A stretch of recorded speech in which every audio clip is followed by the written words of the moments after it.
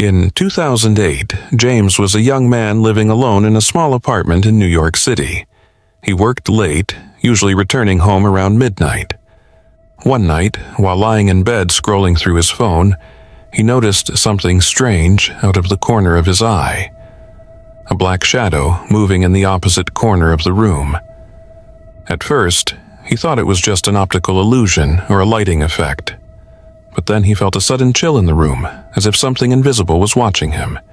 He ignored it and tried to sleep, but an hour later he was awakened by a whisper in his ear.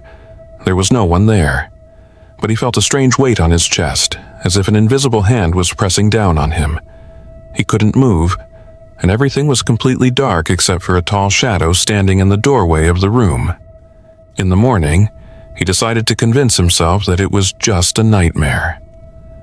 But the next night brought an even worse nightmare.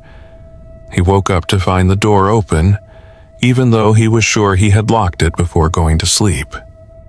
What's more, he found a message written on the bathroom mirror that read, "I'm here. I see you every night." James panicked and brought a friend to spend the night with him. But even with his friend there, the latter suddenly woke up in the middle of the night screaming, saying that he saw a tall man with distorted features standing by the bed.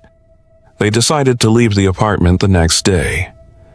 After a long search, James discovered that the building he lived in had witnessed mysterious crimes in the past, where one of the residents disappeared without a trace, and the neighbors complained of strange noises coming from the night. This story remains unexplained to this day, and James has been unable to find an explanation for what he experienced in that apartment. Was it a supernatural entity, or just mental delusions due to stress? To this day, he refuses to talk about those dark nights that changed his life forever.